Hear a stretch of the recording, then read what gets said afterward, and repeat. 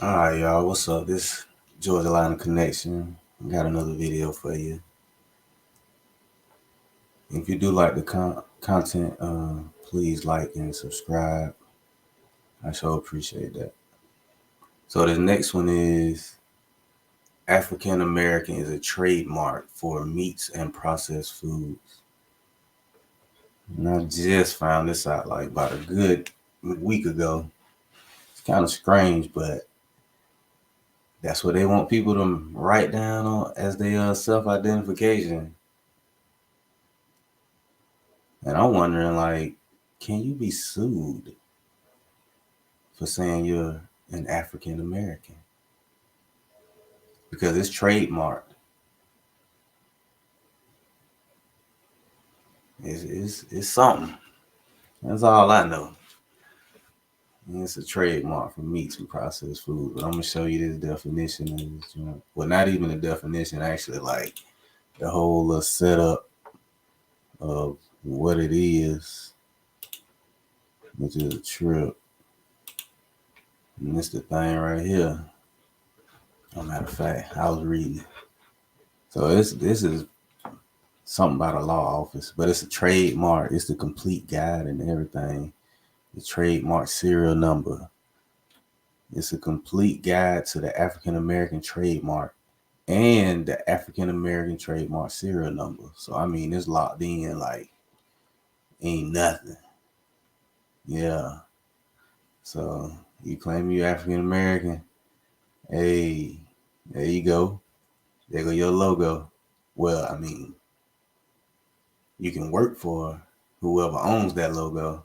That's basically what it seemed like to me. Yeah. Got the serial number to it and everything. When it was filed, December 29th, 2014. Then they registered it October 4th, 2016 with the U.S. Patent and Trademark Office. Man. And what does it cover? The African American trademark covers beef, canned vegetables, chicken, and pork. These goods are in International Class 29.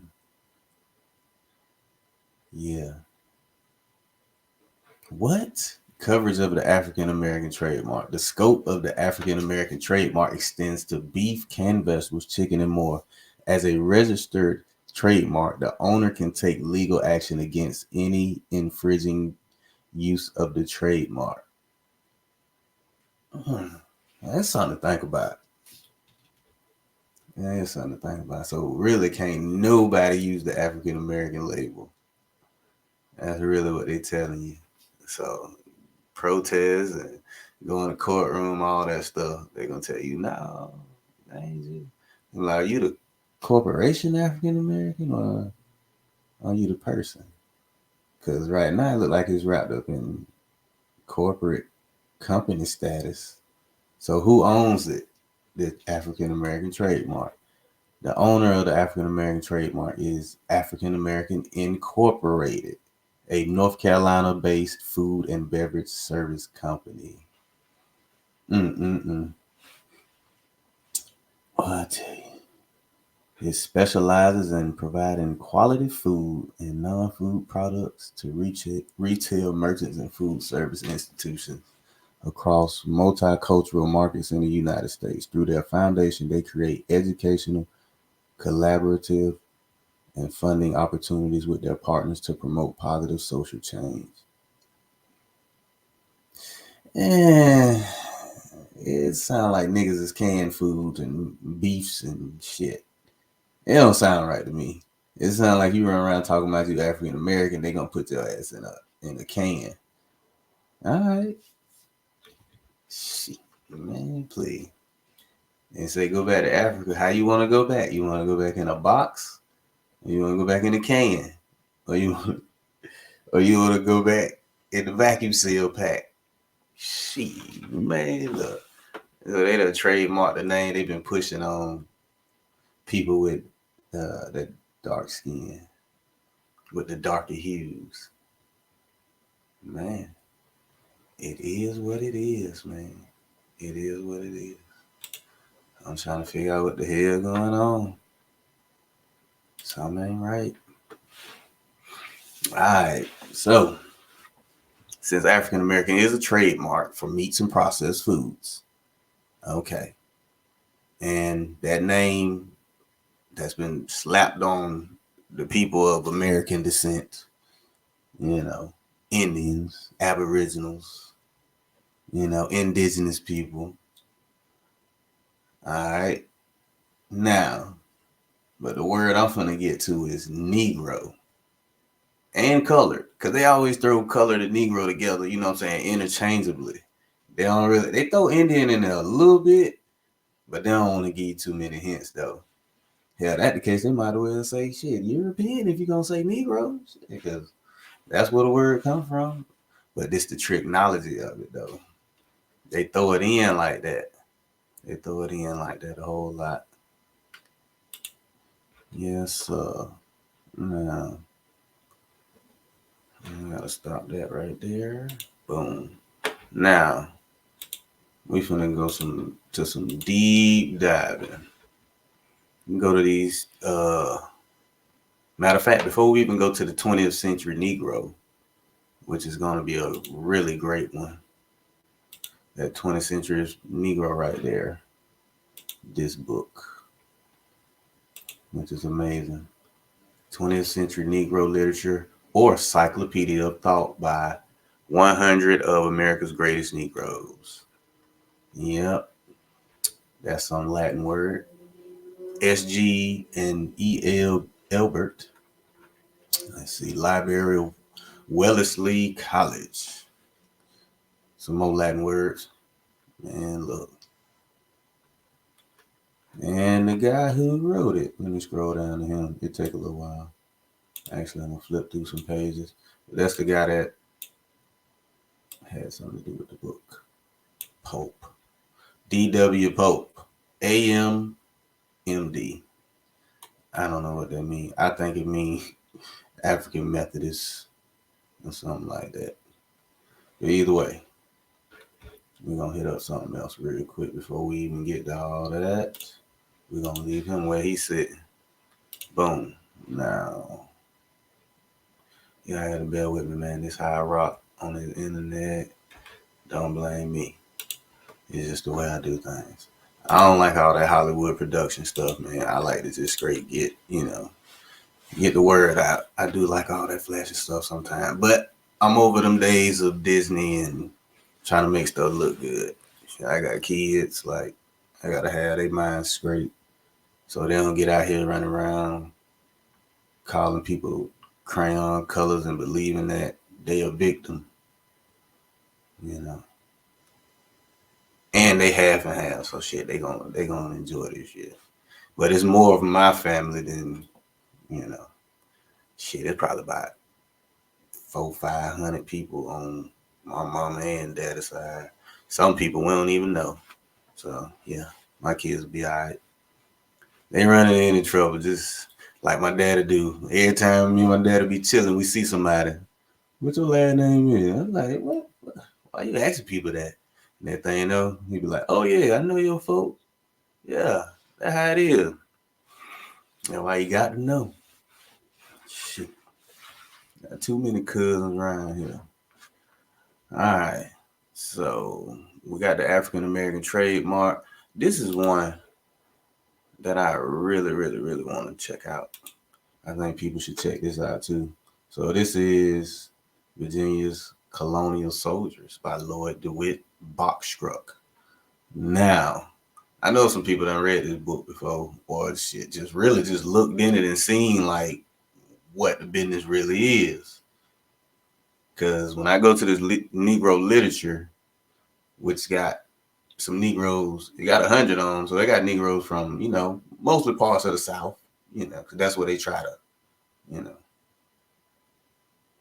they try to make it seem like they actually did something for us, after the Civil War and everything. Like, shit, we pretty much was going back to normal like we was. I don't even think the war was as big as they say it is, because I know it didn't happen in Augusta anyway. Like, General Sherman literally passed by. So, here we go. Let me jump to this right here. which is a trip. You got all these people that came from Europe. Well, the western part of Europe anyway. Oh yeah, baby. And all these different soldiers. And that's the trip part about it. And I just bought this book too. The book called down $18. But look. Oh yeah. I seen some of my kinfolks in here. And most of my folk think like we just in Georgia and South Carolina. I'm like, nah, man. I checked the census, man. Like, great granddaddy, he's from Virginia. Yeah, man. We got some, man. It's a lot, man. You got to check your genealogy, man. You'll find out some stuff, man. Because I thought my grandma was from one place, but then I found out my great grandma from somewhere else, from a whole nother part of South Carolina. So they just been moving around trying to keep themselves straight. Where are we? I swear they page and flipped that on there. Oh, there we go. Now, this is a trip. That's the muster roll of troop of light horse commanded by Captain Robert Stewart. You know about them Stewarts. Enlisting officers, Captain Robert Stewart, Sergeant William Hughes, and what is that? Corporal, maybe. George Gordon. Roll gave name, entry date, age, size, trade, complexion, and country. Man, look, this is in the 1700s. And it's still telling you where these people come from. You got the Hughes, William Hughes, dark from England. William Broughton, he ruddy, so he probably got a light skinned mama or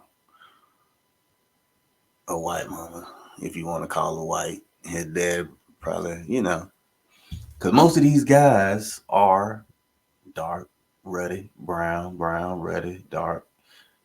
You got people all out of Maryland. Now, Maryland was a Catholic state now, and they still made them get in the war because Virginia wasn't messing with Maryland like that. So they even, brought them into it. Then look at the jobs they got. Tailors, farmers, laborers, coopers, weavers, blacksmiths, shoemakers, schoolmaster. Look at this dude, Thomas Thompson. He from Scotland. He ready. If y'all can see it, man, pause and look at, just look at it. Because a lot of these people in Virginia came further down south, went to North Carolina, South Carolina, Tennessee, Kentucky, Georgia, Florida. Hell, most of them was running to Florida in the 1600s when they was first getting shipped over here. A lot of them, when they got sent to South Carolina, out of Barbados, they was running to Florida because a lot of them was Catholic. Most of them Scottish and Irish folks, good bit of English folks too. Then the Spanish and the French. I don't even think it was the many Protestant people the way Catholic was running the thing, but it is what it is. I'm just gonna go through this part though. You got Samuel Hill. He a weaver. He dark, Ireland. Come on, man. Look at that wild stuff, man. We got a barber, John Brown. Barber, brown skin from England. Oh yeah, bro. Yeah, bro, getting them, lining them up. Yeah, and probably using that straight razor too. Got that thing crispy. Mustache, nice. Got the goatee. Yeah. Yeah, Thomas Shepard. That sounds like one of my kinfolk. Coachman, Brown, England. William Marshall, Ferrier, Brown, England. And all this is like in the 1755, 1756. So where's the African American part at? Because all this is Ireland, Scotland, England, Virginia. James Thomas, he's Virginia. He probably Indian. Never know. Yeah, check your family. Samuel Cummins, bricklayer, Fair, Virginia. Shoemaker, farmer, plaster. Man, they folk working. John Austin, a carpenter. And they ain't no they average height people. 5'6", 5'7", 5'5", 5'10". Yeah. Got a lot of Irish folk. They always talking about Irish wasn't slave, they were indentured servants. Well, thank you for letting us know. Because we see in one of them people you say it was. Damn sure no pale skin people. And that just like my other video. Where all the white people at? Where all the people that's calling themselves white today? Where are they in these lists and stuff? I mean, you might find a few in there, just like on the Jacobites rebellion. You gotta have some white people in it, but like, where are they? Oh, and this is fair use too. YouTube with their problems. Oh, you got John Williams, Welsh. And my granddad's last name, Williams. Yeah. A lot of them Williams come from Wales. So if your last name Williams, or you got some family last name Williams, you gotta look into that Welsh side.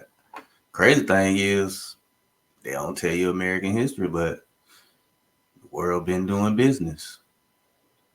Been doing business. Thousands of years, millions of years, however you want to call it. So most of them people probably from America just been living there for a while. Just like all these people come here and talking about they're American. It be here 2 weeks. Well, I'm American. Like, what? Man, you don't get your ass out of here. Middle Eastern looking. Yeah, man. They accent don't even been none changed. They still talking about they from here. Craziness. And you got all these immigrants and stuff. Yeah. Cold world. Look at that. We got the role of Captain David Bell's company. Thomas Ferguson. He from Williamsburg. He 31. Scottish, brown with dark brown hair and pitted with smallpox. And that sounds like George Washington. What he looked like with them smallpox. Man, all these people. Just so many. All these people from different places. Anywho, this book is nice. Swarthy. Yeah. All these people. Maryland, Virginia, Scotland. All right. Cool. That's good to know. Now, on to the next thing.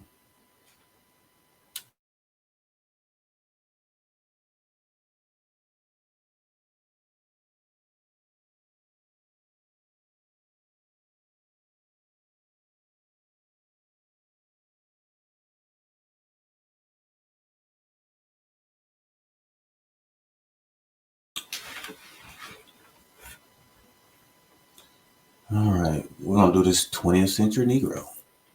Since African American is a trademark for meats and processed foods, we're going to see who these 20th century Negroes are. Which this amazes me too that they even got all these names on here. And a lot of these people were not slaves. That's the amazing part of it. Yes. I ain't gonna do nothing but just show you the pictures of these people. D.W. Cope, that's the dude who wrote the book. You can jump to this guy right here. Whew. Hey, he lined up right now with the little mustache and stuff. He ain't got no hair at the top. You know he got that European. Yes, sir. Hairline gone. W.H. Krogman, A.M. Nah.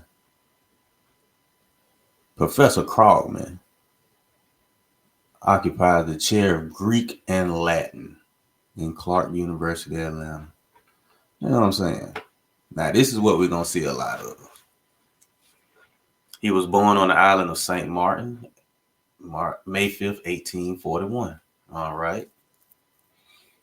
They talk about a good bit of stuff. You know, he's traveled the seas and everywhere. Now, I'm going to say, He went on the sea. Oh, his name Willie. Willie H. Crawford. Oh, Willie, boy. Oh, my goodness. All right. With one of these, the boy, Willie, began to follow the sea. This beginning afterward led to a life of 11 years on the ocean. He visited many lands and observant and thoughtful obtained a wide knowledge of various nationalities and parts of the world. His visits included especially England, various points on the continent of Europe, Calcutta and Bombay in Asia, various places in South America and Australia. Man, well, he was born in St. Martin, so I guess, I'm saying, he don't count as somebody who's been, like, going through it. Yeah, whatever. And you got this lady right here, Miss Talbot, Miss Mary B. Talbot. Look at this lady. She born at Oberlin, Ohio in 1866. Her father's family having gone there from Chapel Hill, North Carolina. She is descended on her maternal side from Richard Nichols, who compelled Peter Stuyvesant to surrender New Amsterdam and who for a short while was governor of the state of New York. Yeah, she part of the nobility. Because they talking about Peter Stuyvesant. That dude, they're from the Netherlands. Basically known as Germany. And I don't think we have to look up what Benjamin Franklin with his observation concerning mankind said about Germany. A lot of swarthy people. All right. Yes. It's deep. We got this lady right here. What's her name? Ooh. That hair thick. And she got it wrapped up. Look at her. She got the braid around that joint wrapped up. That hair pretty long. Okay then. Yep. Miss Josephine Salome Yates. Youngest daughter of Alexander and Parthenia Reeves Salome, was born in Matalock, Suffolk County, New York, where her parents, grandparents, and great-grandparents were long and favorably known as individuals of sterling worth, morally, intellectually, and physically speaking. On the maternal side, Mrs. Yates is a niece of the Reverend J.B. Reeve, D.D. of Philadelphia. What? And this book right here is on the internet. You just type up, what's the name of it? 20th Century Negro Literature, and it will pop up. Yes. I'm just showing you the names on it. If you want to, you can read their autobiography. But man, yes. I know these some people kinfolk. J.W.E. Bowen. Yeah. He was born in New Orleans. His father, Edward Bowen, went to New Orleans from Washington, D.C. He was a free man, a boss carpenter, and builder by trade. Freemason, allegedly. And able to read, write, and cipher. He was highly esteemed, was prosperous in business, accumulated some money, and lived in comfort. Dr. Bowen's mother, Rose Bowen, he says, was the granddaughter of an African princess of the Joloffer tribe on the west coast of Africa. When he was 3 years old, his father bought him and his mother out of slavery. When he was 13, he went to the Preparatory School of New Orleans University for Colored People, established after the war by the Methodist Episcopal Church, Catholic. Anytime you see the word African, you're going to see Catholic with it, or Episcopal. And Methodist is just a method. Soon after his graduation, Dr. Bowen became professor of Latin and Greek in the Central Tennessee College at Nashville. Telling you, man. Oh, he also did special advanced work in Greek, Latin, Hebrew, Chaldee, Arabic, and German, and in metaphysics and psychology. Bro was getting it in. He was the first colored man in the Methodist Church to take the degree of PhD and the second colored man to take the degree in any university in this country. What? He was born free, though, so, you know what I say. People say they white and black, man. That ain't got nothing to do with no skin color. I'm pretty sure he was on the white list. He really was. Play them games now. You don't win them prizes, y'all. Reverend M.C.B. Mason. What? PhD. Where he was born at? Oh, he was secretary of the Freedmen's Aid and Social Education Society of the Methodist Episcopal Church. Was born of slave parents near Huma, Louisiana, March 27, 1859. Yeah, but the other dude was born in Louisiana too, and he was freeborn.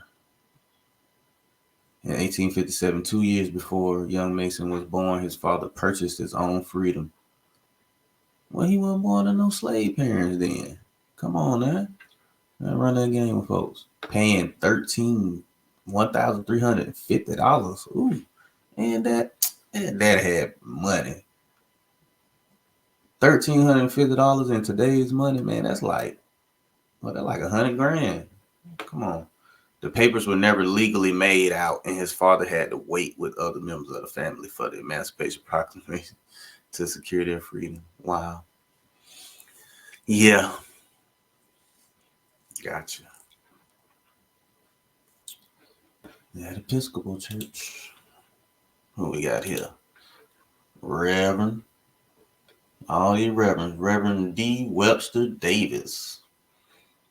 Randall and Charlotte Davis, who were valued servants on a Caroline County farm, found themselves March 25th, 1862, the parents of a little black boy who brought gladness and sorrow to their hearts. Gladness because the Lord had sent them a boy, and he was their boy, bone of their bone, flesh of their flesh, blood of their blood. Sorrow because while he was their child, he was master's child too. He belonged to master more than he did to them. Wow. It just amazes me that, like, I mean, even this was from 1902, the person who compiled this book. And it's been 121 years.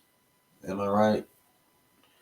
1902 to 2023 is 121 years later. And like, wow. This is a trip, man. Who else we got? Got 100 on, but I don't know. We'll see. Bishop H.M. Turner. Man, he got that fire in his eyes. Yeah. Bishop H.M. Turner was born near Newbury Courthouse, South Carolina, February 1st, 1833 or 1834. His mother's maiden name was Sarah Greer. Now, y'all be careful with that Greer name because it's a county or a little town, city in South Carolina. Greer. And, oh my goodness, I need to look it up real quick. I think I got it on here. It's just the trick knowledge of this stuff. I had looked it up on the phone. The youngest daughter of David Greer, who was brought to this country when a boy and sold in Charleston, South Carolina. Greer was the son of an African king. His father, the African king, sent 7 African slaves for the return of his son, but the captain of the ship dying before he returned. The son received his freedom when South Carolina was still under British rule upon the ground that royal blood could not be enslaved. Well, if that's the case, he had to be a Christian then, and I'm pretty sure he was a Catholic. Because that was the whole point of the doctrine of discovery. If you wasn't a Christian, they had the right to take everything from you and make you perpetual slaves, allegedly. Wow. Henry McNeil Turner was the oldest son of Hardy Turner and Sarah Greer Turner. Henry grew up on the cotton fields of South Carolina, and when 8 or 9 years old, he dreamed he was on a high mountain and millions of people were looking up at him for instruction, white and colored people. Okay. Oh my goodness. The things we go through. I ain't even gonna get into Greer, South Carolina, because it was founded by Scottish people. And the Scottish people, probably some kin to that guy. But I digress from that. All right. Very light-skinned fellow. He ain't got that tape up, so you know he mixed. He ain't got that. He ain't got that crispy cut. Nope. He got that rub beard. Yeah, that beard pretty straight. He ain't got no naps in it. Yeah, who your mom is? Bishop L.H. Hosley. Bishop Hosley was born a slave near Columbus, Georgia. July 3rd, 1842. In 1862, he was married to Miss Harriet Turner, a young girl who belonged to Bishop George F. Pierce of the M.E. Methodist Episcopal Church South, who performed the marriage ceremony in his own house. His early life was spent in Sparta, Louisiana. He was traveling. He was licensed to preach in 1868 in the M.E. Church South and served the Hancock Circuit for nearly 2 years. In 1870, he pastored the church in Savannah, Georgia. He did a lot. Yeah. He was getting around the South. He was in Savannah. Then he went, where else he went? Jackson, Tennessee. Then he went Augusta, Georgia. He went to London, England. Come on, man. Bro, getting in. He also sent a delegate to the same council which met in Washington, D.C. in 1897. He is the founder of Payne College in Augusta, Georgia, which is now in a flourishing condition. It was 1902. This guy. He the founder. Okay. He Negro, though. I got you. Colored, whatever you want to call him. Run that game. My guy right here. He's smooth. What is that?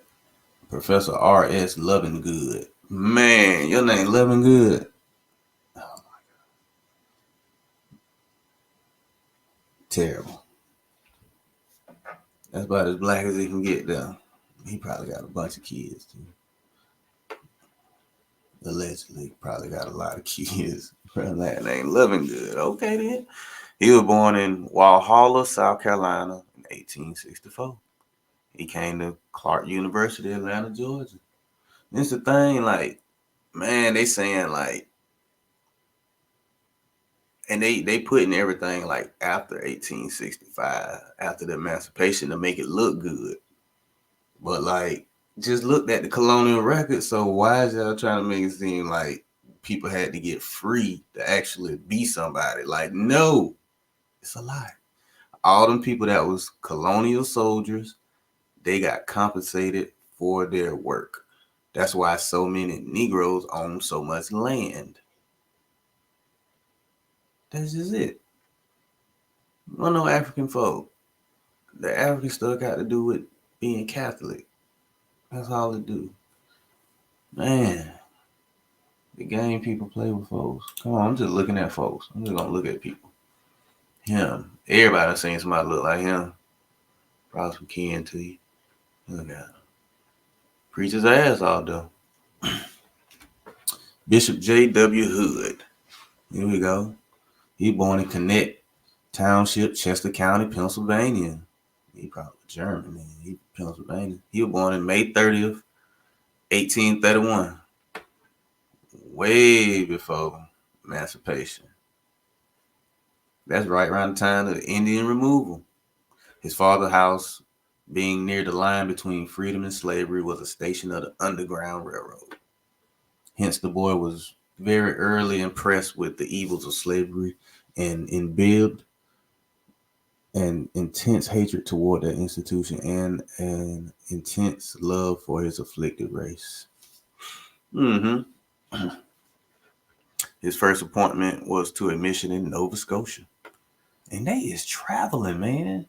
Like, Nova Scotia is New Scotland. So, you know, he got some European all through him. Yeah. In December 1861, he was appointed to missionary work in the South. Following the Army, he reached New Bern, North Carolina, January 20th, 1864. As a traveling minister, he always had encouraging success, especially in North Carolina. in which state his denomination has a large following than in any other. Wow. Two of its most important institutions are located there, namely the Publication House at Charlotte and Livingston College at Salisbury. He has been married 3 times and has 6 living children, all of whom have been mainly educated at this institution. Oh, the bishop is an untiring worker and has traveled as much as 20,000 miles a year. Goodness, man. The work they put in. Man, cut it out. All right, we got him. Whew. He's looking like Muhammad Ali granddaddy. What's his name? Honorable H.P. Cheatham. All right. Let's see where he's from. Yeah. One of the most successful forces in the public life of the 20th century Negro. Yeah. Mm-hmm. He was born in Henderson, North Carolina, some 40-odd years ago. So 40 years from 1902 is what? 1862? Hmm. Yep. He was educated in the public schools and of his county and at Shaw University of his native state. Okay, then. When President McKinley reached the White House, one of his earliest appointments was that of Mr. Cheatham to be Recorder of Deeds for the District of Columbia. What? A post which has come to be regarded as carrying the insignia of leadership in the political councils of the race. Come on, man. Look at this. He has been instrumental in enrolling more Afro-Americans upon the governmental roster than any other Negro living. Wow. So he government. He working with them peoples. Which is cool. There's a lot of folks that is. They just in the shadows. We don't notice them. All right. This guy here. W.D. Chappelle. Born in Fairfield County, South Carolina.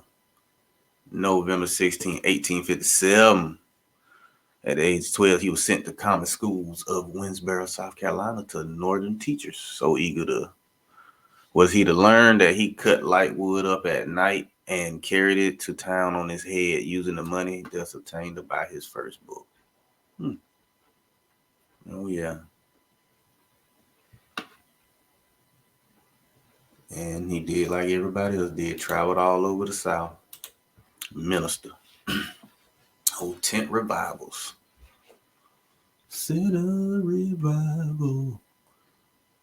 Hey, some light-skinned people on here now. His mama got to be light-skinned. You see it. He almost got that. He almost got the good cut, but then it get wavy right there. It get a little wavy. Yeah. Then they with that mustache and beard. He looked very Germanish. Very Germanish. Reverend Sterling N. Brown. Oh, his last name Brown. Know who your dad is? Yep. Was born in Roane County, East Tennessee, November 21st, 1857. He attended the first free school ever taught in this country. Yep, and he traveled.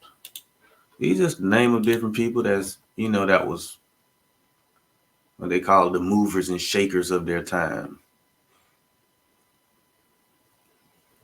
He looked like he taught slick. Professor J.W. Johnson. He was born in Jacksonville, Florida. Okay, then. Yeah. They ain't even gonna tell how old he is.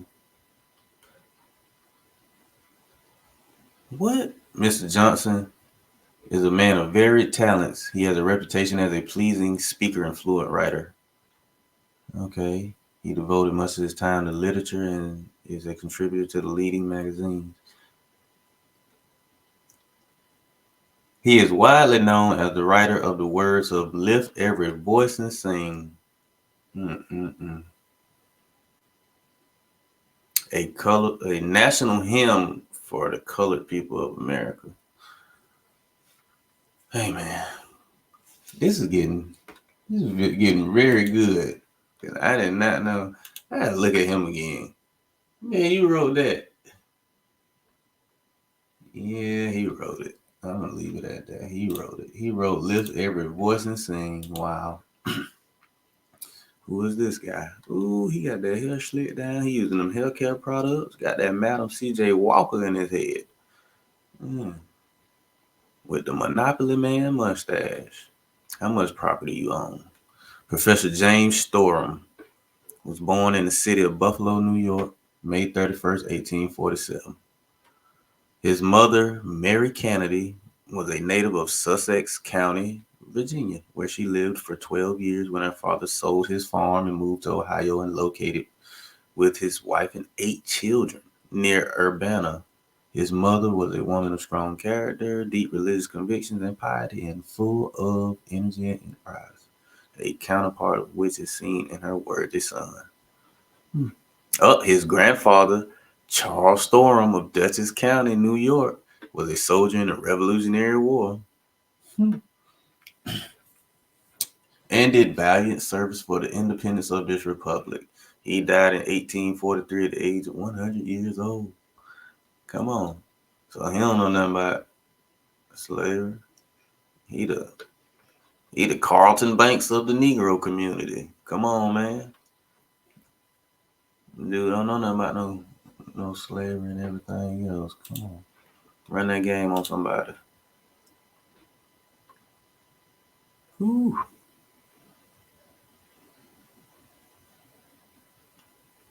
He look like he ain't got no friends, but we're gonna leave it at that. Allegedly, he probably had a lot of friends. He dead. R.I.P. Sorry about that. God forgive me. Picking on folks. Got a nice sideburn though. They were getting lined up pretty decent back in the day though. You got a nice little cut, but a little bow tie and shit. Professor J.L. Atkins, S.G. Atkins, president and founder of the Slater Industrial and State Normal School. Where he from? He was born of a humble yet high because Christian parentage in Chatham County, North Carolina. Okay. He was a because Christian. Like, hey, we just Christian. June 11, 1863. Through his humble slave yet Christian parentage, there came to this youth principles of industry, morality, and Christianity, which formed a broad, deep, and solid foundation on which has rested his eventful and useful life. Christianity.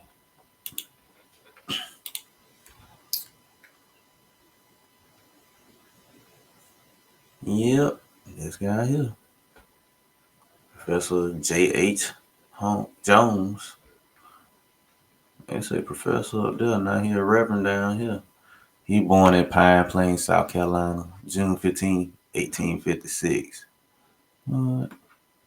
He professed religion at 10 years of age and joined the Shady Grove AME Church of the Bull Swamp Circuit, South Carolina. Okay. At the age of 14, he was made Sunday school teacher, and at the age of 16, Sunday school superintendent. Mm-mm-mm. Oh my goodness.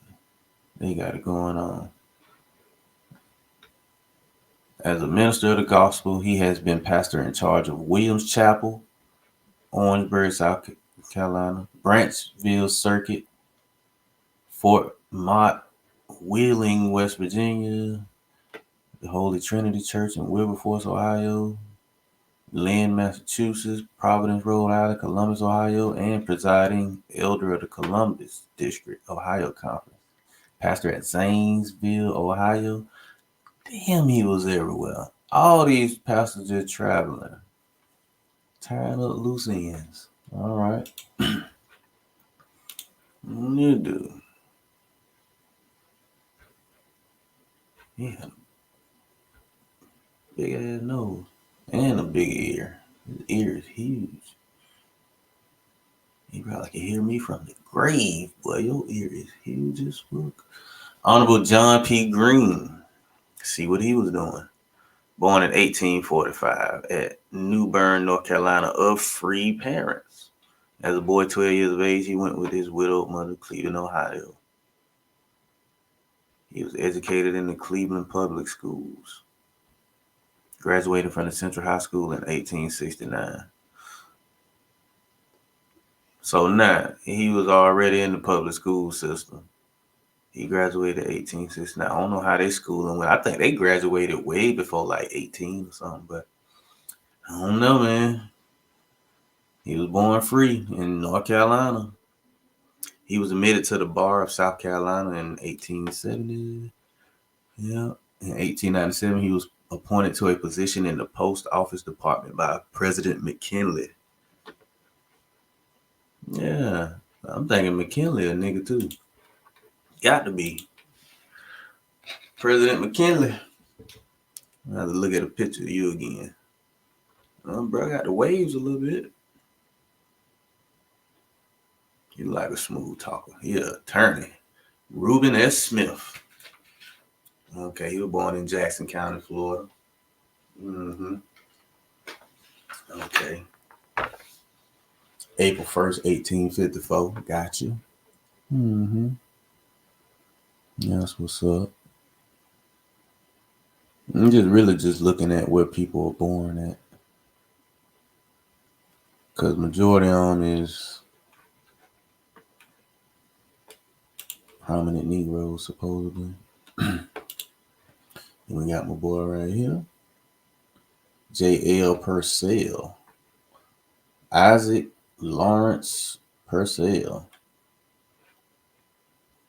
July 17, 1857, in Winsboro, South Carolina. And they did say South Carolina was a majority Negro population for a long, long, long time. It actually still is. They just don't show it on the census. His father, John W. Purcell, by occupation a carpenter, was born in 1832 in Charleston, South Carolina, being one of the old free families. There you go. Isaac Lawrence first attended a school provided by the Episcopal Church for colored use. Yeah, there you go. Tell the truth, say the devil. Mm-hmm. His daddy born in 1832, already free, being one of the old free families. Man, you got some of that old free money. Okay. Oh, look. Find out a lot. Alright, let's see who else we got here. He look like he don't play no games. He's short too. That's a military man. Captain George T. Robinson. Born in Macon, Mississippi. January 12, 1854, of slave parents, an orphan in 1865. He set out to fight life's battles with no one to guide and protect him. Mm-mm-mm. Yep.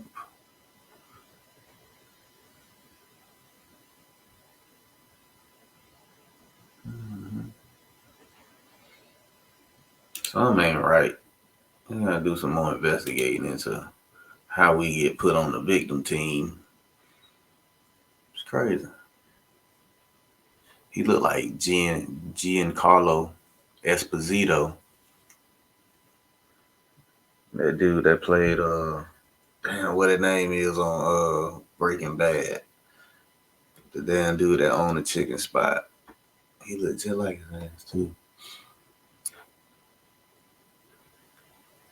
J. Thomas Hewen, born in Dinwiddie County, Virginia. December 24, 1871. His parents were slaves. He was left an orphan at the age of 13 with no knowledge even of the alphabet. Okay. Mm-hmm. I'm about to get down off this. Just looking at these people. Dude. Okay, y'all. You see that mustache and that beard? That's that same mustache and beard that they be putting on these white people.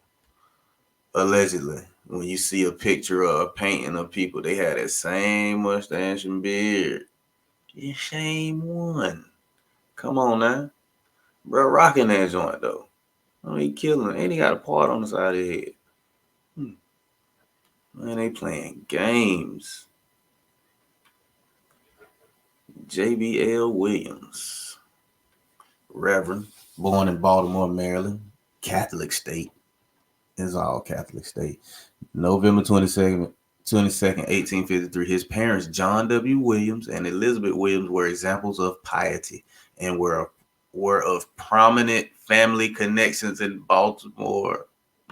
Now, you know that Williams name that's connected with Welsh. At an early age, he was placed in a Roman Catholic school. There you go. Yep. Later in life, he attended the city public schools and Douglas Institute. At 17, he was converted and joined the Methodist Episcopal Church. At 18, he was divinely impressed with a call to the ministry. And he ain't gonna read no more. He ain't gonna read no more. That's it. And then he did all this traveling all over the country. Yeah. Guarantee you go to Wikipedia, they're gonna say he was an African American. Mm-hmm. Gotcha. There go another dude with that mustache and sideburn beard connection. Come on, Reverend R.P. Weish. He was born in Oxford, the county seat of Granville County, North Carolina. His father was a carpenter by trade and he early taught his son the use of tools. Okay. Probably taught him how to be a brick mason. Yeah. I just want to say all this one, because this is an internet book. You can type it in and find it. I want to get this person. Well, I'm going to show y'all this lady here too. She look like Cree Summers, Freddie from Different World. Mrs. Paul L. Dunbar. Mrs. Paul Lawrence Dunbar, Alice Ruth Moore was her real name, was born in New Orleans, Louisiana, July 19, 1875. Mm-hmm. She wrote books. Oh, Violets and Other Tales. I'm going to have to check that out. I like reading. The Goodness of Saint Roquet. I don't know. It's French. She know them roots. All right. You got your boy Booker T. Washington. Looking like, I don't know. He looking like he finna do something crooked. Allegedly. Professor Booker T. Washington, the founder and principal of the Tuskegee, Alabama Normal Institute, was born at Hales Ford Post Office, Franklin County, Virginia. Mm-hmm. No, he wasn't no slave. Ain't he gonna play with him? He wasn't no damn slave. You say he was, but he came up. This is one person I want to show you. I ain't made it to him yet, but I'm gonna get there. She look like auntie. Mrs. Rosetta D. Sprague. Yep. She born in New Bedford, Massachusetts, June 24, 1839. She is the oldest child and the only living daughter of the late Frederick Douglass. All right. Mm-hmm. Frederick Douglass' daughter. Ain't that something?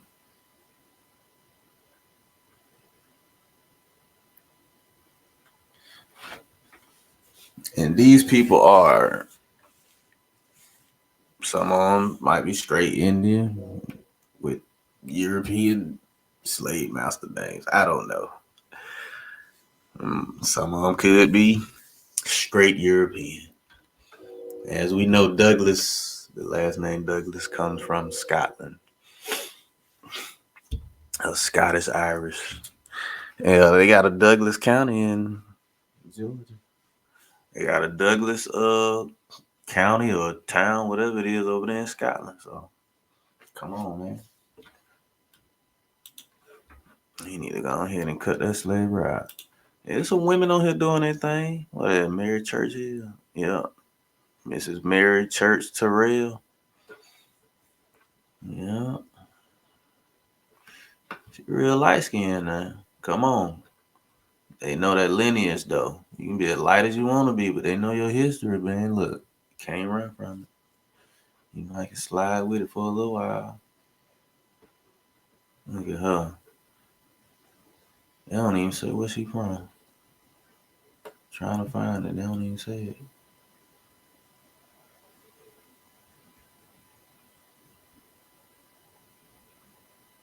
Oh, Memphis, Tennessee, of well-to-do parents. Yeah, she from Memphis. Come on. Oh yeah, yeah. She was a teacher for a little while at Wilberforce University at Xenia, Ohio. Oh man, she was appointed teacher of languages in the colored high school at Washington. She went abroad for further study and travel in 1888 and remained in Europe 2 years, spending time in France, Switzerland, Germany, and Italy. But hey, man, look, I know what I'm talking about. I hope y'all got y'all passport. I sure got mine. I thought I couldn't travel, but hey, I still can. Go see some. They don't really bother black folk like that in other countries. But white folk, you gotta watch out. Allegedly. Cause they ain't playing. They got Israel popping off with the Middle East and this crazy stuff. Turkey ain't safe. None of them little Eastern European countries white people can't really go to. You know what I'm saying? That's fair use for you. Keep that in mind. I'm trying to tell you, they were that train again. Mrs. Rosa D. Bowser. Yes, born in Amelia County. She from Virginia and was reared in the city of Richmond. Yeah. Oh, I got some pictures too from when I went to Virginia, all up in Williamsburg and stuff. The trip part about that up there in Virginia, I think, let me see, I read an article, it's like from the 70s, like the so-called black people that was up there, when they had a little tourist thing, they'll tell people, about all the great things they did and stuff. And whoever owned the little tour told them, look, hey, y'all gotta stop doing that. Y'all gotta put on some raggedy clothes. We need y'all to look like slaves, man. We can't have y'all out here like that. Allegedly for YouTube. But that's what I read in the article. It's a trip. It is a trip, man. The things they do to hide the truth. Who is this lady? Mrs. Bishop Cece? Oh, Sarah Dudley Petty. Yeah, born in the historic city of New Bern, North Carolina. Man, there's a lot of folk thumping out of North Carolina, though. I know y'all remember old Bumpy Johnson. Going Frank Matthews and Frank Lucas, all them folks out of North Carolina. Oh yeah. Man, peep game on these 100 people, Negro literature. Let me skip some. Let me hurry skip it. I just want to find this lady right here. That's a white lady. You see her today. That's a white lady. We ain't even know. What's she doing in this book? Mrs. Warren Logan. I'll tell you what she's doing in this book. Mrs. Warren Logan, whose maiden name was Adela Hunt, was born in a Georgia village after the close of the Civil War. When asked for this sketch, she said, "There is little to tell, as my busy life has been without romantic event. I was not born a slave nor in a log cabin. To tell the truth, I got my education by no greater hardship than hard work, which I regard as exceedingly helpful. It is known that she has an inheritance of blood, tradition, and history of which any American woman might be proud. Her early education was of a private nature.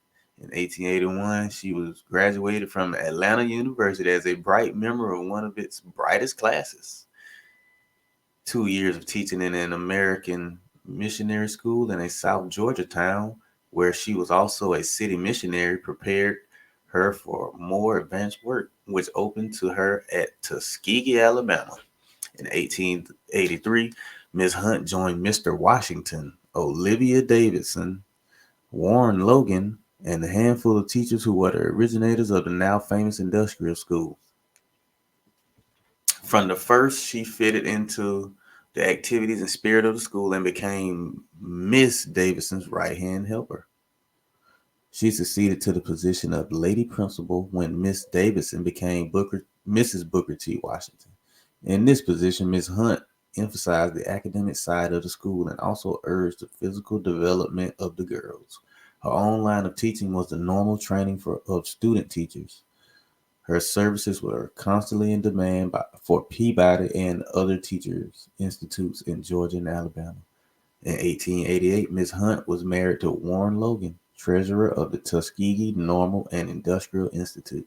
Since that time, she has ordered her household, written a little, read much, completed the Chautauqua course, and kept abreast with the times. While she has given her best thought to her husband and children, she has kept in touch with the school and has lent a hand to the Women's Club. Thank you, white lady. That lady say she wasn't a slave or she said I wasn't born a slave nor in a log cabin. She was born good, and she grew up around niggas.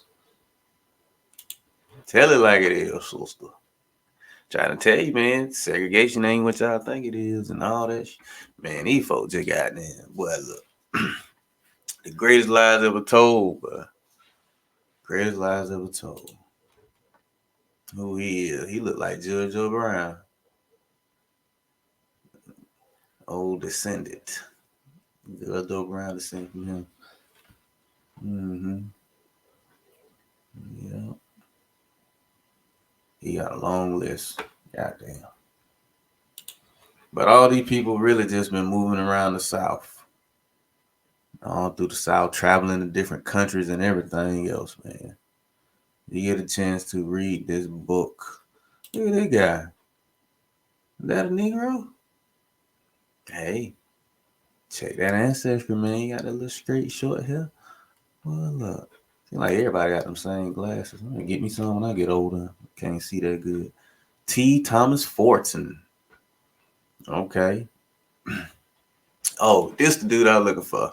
Mr. Fortin's grandmother was a mulatto and his grandfather a Seminole Indian. Thomas was born of slave parents in Florida in 1856. His father took an important and active part in the Reconstruction of Florida, being a delegate in the Constitutional Convention that framed the present Constitution of Florida and a member of the first 5 sessions of the Reconstructed Florida legislature. Okay. And they had a little problems with the K's. Had some troubles with them, you know. And some little scuffles and stuff. But yeah, there's a trip part about this. His grandfather, right? His grandmother was a mulatto. And his grandfather, a Seminole Indian. So them 2 black people. And Thomas was born of slave parents in Florida.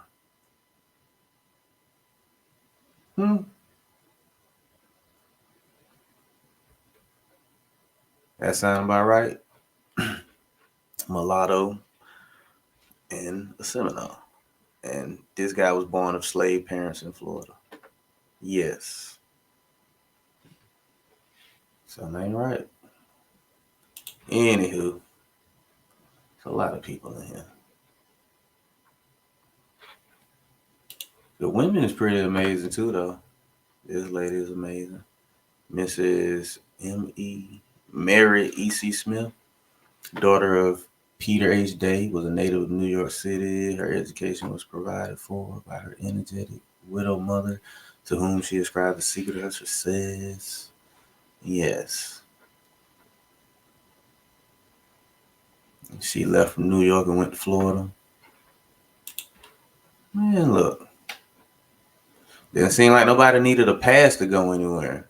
That's why I say, bro, I'm pretty sure the lighter skin wasn't the normal thing to see. Because South Carolina had a big Negro population. And as we can see, Virginia, from their soldier list, they had a big Negro population. So, like, what is passing for free? Because back then it was passing for free. It wasn't passing for white. Because white is just a status. So, come on. It's deep. J. Simon Flipper. Yes.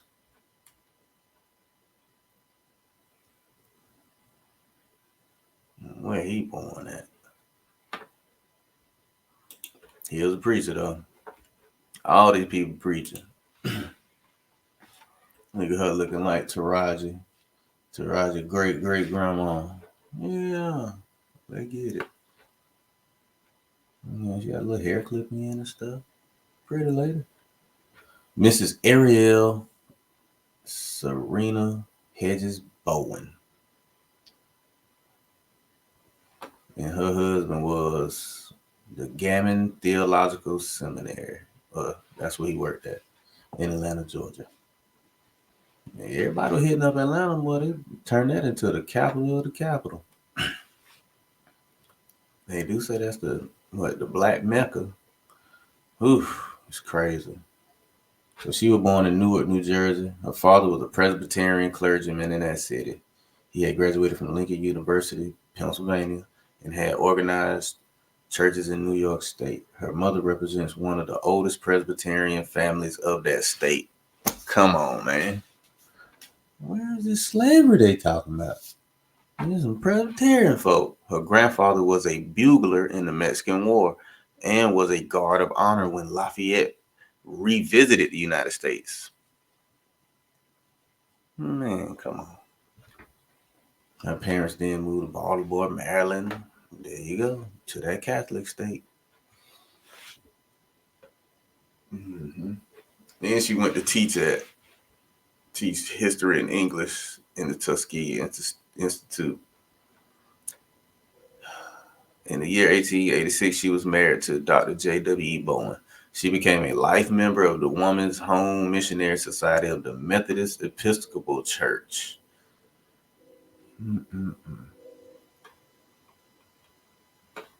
Oh, she reads Greek, Latin, and German with facility and is a superb housekeeper. Goodness. She's an all around woman. Telling you, man. Folks selling the story. Look at that. Walter Lewis, born near Chester, South Carolina. They don't know when he was born. Walter is the third of 7 children that were born to William Charles and Molly Lewis, who were slaves to a man by the name of W.T. Gilmore. Yeah. I'm gonna tell you how you figure this out too. So when I was saying, like in the 1700s, and when matter of fact, from the late 1600s on through the 1700s, all up to the 1800s. So when all these people were coming from Barbados and Jamaica and all that coming in through South Carolina, a lot of those indentured servant people, they escaped and ran to Florida, right? So they had to create Georgia for the buffer zone, right, between South Carolina and Florida. Now, Florida was a Catholic state. Now, that's how you figure out what's the connection with Florida and Catholicism. Because a lot of those people were running away, trying to get to Florida. Anyway, I can go ahead and get off that. I'll show you this real quick. Matter of fact, if I can, how does it work?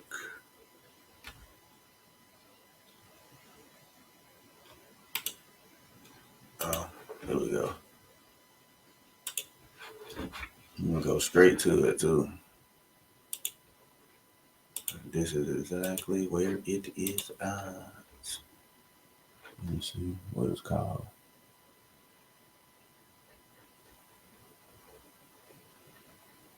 It's amazing what you'll learn when you just, you know what I'm saying, read this stuff. The nation's oldest city, right? And I will find it.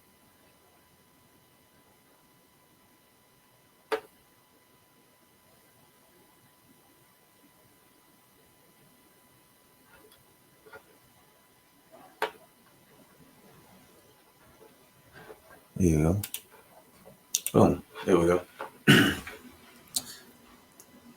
The nation's oldest city. Indentured servants fled South Carolina for here. Fair use. This was written by Susan R. Parker, January 9th, 2011. This is when she published it. It did not take long for some of the residents of the new South Carolina colony to decide that Spanish St. Augustine looked better than English Charleston. Within less than 2 years after Carolina's founding in 1670, white, so-called white indentured workers were escaping south to Florida.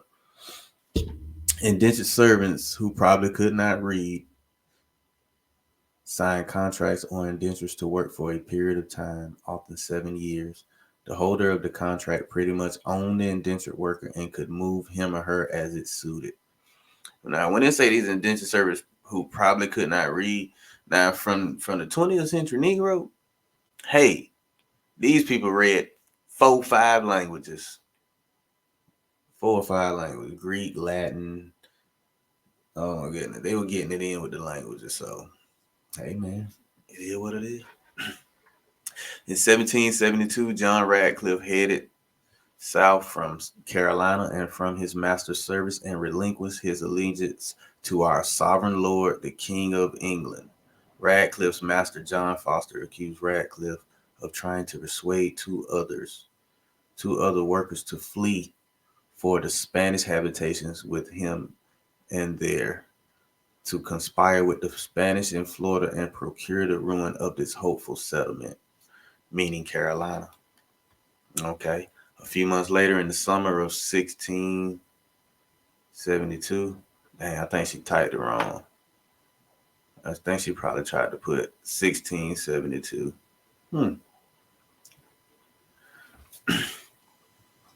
A few months later, in the summer of 1672, Brian Fitzpatrick imitated John Radcliffe and ran away to Spanish Florida. The South Carolina Council worried that once in Florida, these runaways would provide strategic information to the Spanish. Using the intelligence for the runaways, the Spanish would be able to formulate attack plans based on credible information. So concerned was the council that it sent a search party out to apprehend Fitzpatrick with the instructions to take him dead or alive, allegedly, or in the woods of the council as recorded in its minute minutes books, to maim, destroy, or blank as they shall find best. Many of the indentured servants who were shipped to Carolina in its first years of settlement were Irish Catholics recruited by English adventurers or entrepreneurs. The Spanish and the Irish shared the Roman Catholic religion and an enduring dislike of the English. In Florida, the escaping Irish contract workers helped to be freed from their labor contracts and to attend Roman Catholic religious services. There go your runaway Negroes. If this story sounds familiar, it should. It is an earlier version of black slaves escaping from English Carolina to Spanish St. Augustine in hope of freedom. And people, hey, still got to throw the French in there. The French was Catholic too. So there's no point in not, you know what I'm saying, keeping up with them. Spanish were all right. But the French was in there too. Oh. All right. Let me show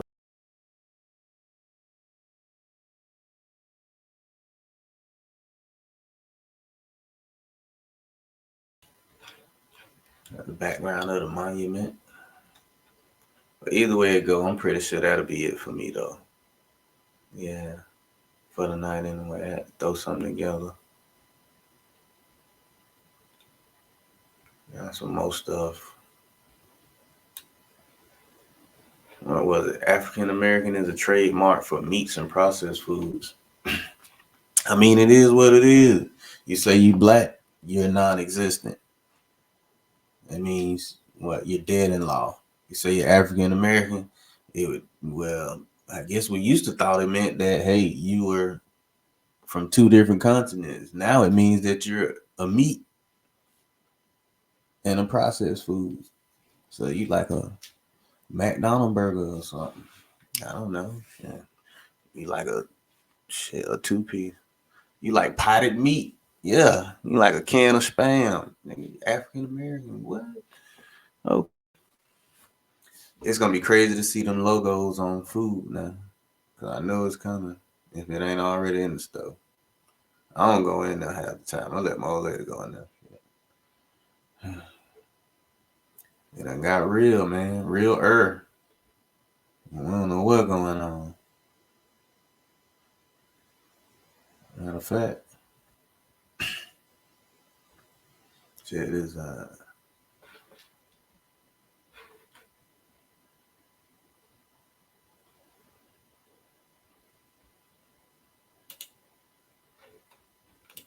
Let me share this one time. Just something to look at real quick. What's the name of it? I'm gonna tell you. This thing here. Free white persons. Amended 1870. From the Naturalization Act, right? From 1790. So that's 80 years later. Meaning all persons belonging to the European races then commonly counted as white and their descendants, including such descendants in other countries to which they have immigrated with an E. Mm-mm-mm. This who is white. It includes all European Jews, more or less intermixed with peoples of Celtic, Scandinavian, Teutonic, Iberian, Latin, Greek, and Slavic descent. It includes Magyars, Lapps, and Finns, and the Basque, and Albanians. It includes the mixed Latin, Celtic, Iberian, and most Moorish inhabitants of Spain and Portugal. The mixed Greek, Latin, Phoenician, and North African inhabitants of Sicily, and the mixed Slav and Tartar inhabitants of South Russia. It does not mean Caucasian race, Aryan race, or Indo-European races, nor the mixed Indo-European, Dravidian, Semitic, and Mongolian peoples who inhabit Persia. A Syrian of Asiatic birth and descent will not be entitled to become a naturalized citizen of the United States as being a free white person. God. Oh, nor a native born Filipino either. Nor a native of India who belong to the Hindu race. Fair use. Fair use. But free woman of color. What's that one? Term up to the time of the Civil War applied to all persons not of the white race, including Indians. So this way before 1870 when all them shit ton of immigrants came. So now, let me see. How do I flip this? Oh yeah, I got it. Damn it. One more for the road.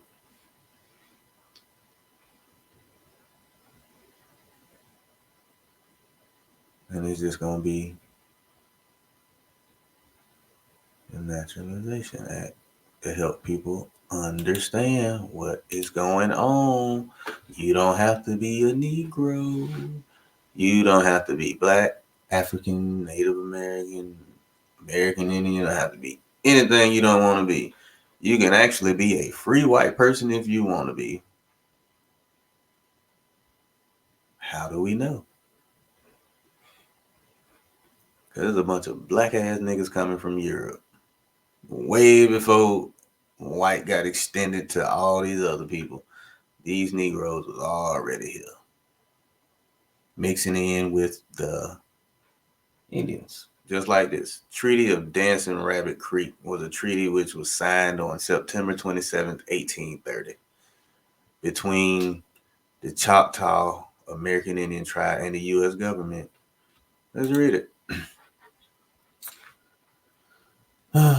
This treaty was the first removal treaty which was carried into effect under the Indian Removal Act. The city treated about 11 million acres of Choctaw Nation in what is now Mississippi in exchange for about 15 million acres in the Indian Territory, now the state of Oklahoma.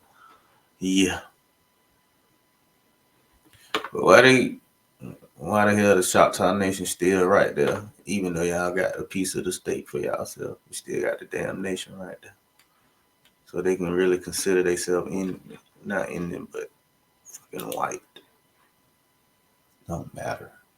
Because I'm pretty sure they had a whole lot of French influence on that side of the Mississippi. But yeah, the law limited naturalization to free white persons of good character, excluding Native Americans, indentured servants, slave people, free black people, and later Asians. Shit, who was white then? This eliminated ambiguity on how to treat newcomers, given that free black people had been allowed citizenship at the state level in many states. Now this is wild, man. Because a lot of people was already like, I gotta go back to this book. I like this book. I ain't gonna lie. We're gonna look at this again. Where is that?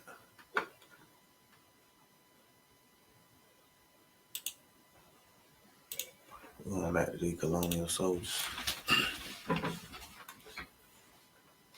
Well, these are the people that were fighting for the king. John Noddy. He from Stafford. 2454 planner. Scotch. Long yellow hair. Pock pitted. Huh. John Steele from Augusta County. 21. 5'3", planner. Swede. Full faced and very well set. John Fitzpatrick, Alexandria. 45 years old, 5'7", a clothier, Irish, black, short hair, and well made. Okay. Ben Spicer, Hamlet Robinson, John Kirkland. These Virginia people. He brown, curled, well made. John Remishaw from Essex County, planner from Virginia, brown, with straight hair and stutters. Come on. Man. Not a fair complexion person. Hezekiah Esham. And we got Pat Latin. Planner. He's Irish, long black hair and full faced. Richard Gladys, Carpenter, Virginia, brown, straight hair. William Wallace, Carpenter, Virginia, brown, straight hair. And then some of the, they was like 21, 22, 22, 27 years old. Yeah. William Ferguson, 22 years old, 5'7", planner, Virginia, brown hair and black eyes. And that's a wrap. Roger Scott, planner from Maryland, pitted, brown hair. Moses Stark.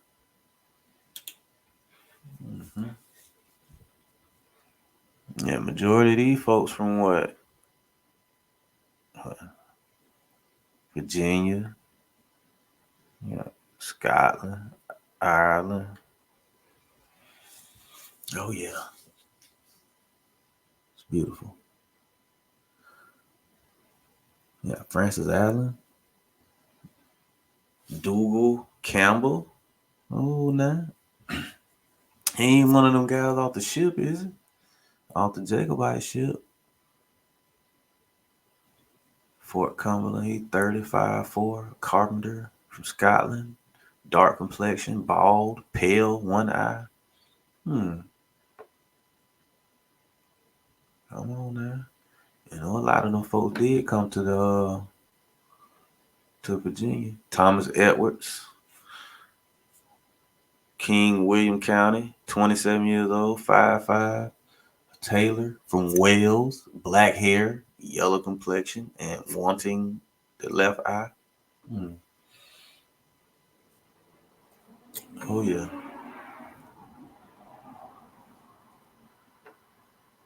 Henry Moxham,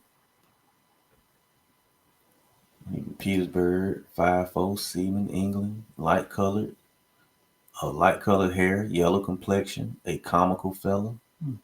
James Marsh, he dark complexion too. What? Man, please. Matthew Rowbottom. That don't even sound European. You can't get it twisted either, man. Like, the people that got Virginia by their name, hell, they could go either way. They could probably be European or probably Indian. Alexander Stewart, planter, Scotland, light brown hair, dark complexion. Yeah, it's a wrap. All right, y'all. Appreciate y'all for watching. It wasn't much to it. Please like and subscribe. I just needed to just get into that part for a second. There ain't a lot of information with it. It's just basically, it's like they putting people on notice, which hell, it really was damn near 10 years ago when they did all this. But I'm on notice now. It's crazy. What is African American Incorporated? A company that specializes in providing quality food and non-food products to retail merchants and food service institutions across multiple markets in the United States. Whoa. Why wouldn't they make that a PSA? They just let people keep using it. And it covers beef, canned vegetables, chicken, and pork.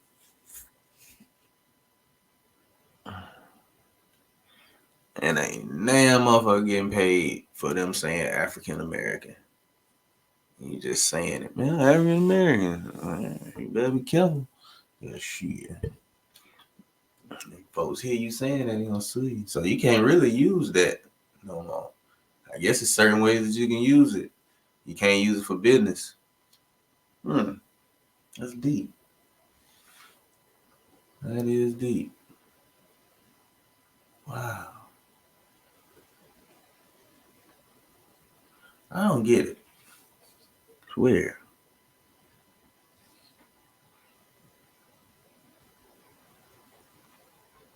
We'll figure it out. All right. Thank y'all so much for watching, and y'all take it easy, man. Please like, share, and subscribe. Leave a comment. Anything you want me to look over. Hopefully we can I don't know, do a live and converse about some things. Either way, take care of yourself, family, man. Enjoy life. See the world. Because it's big. Y'all take it easy.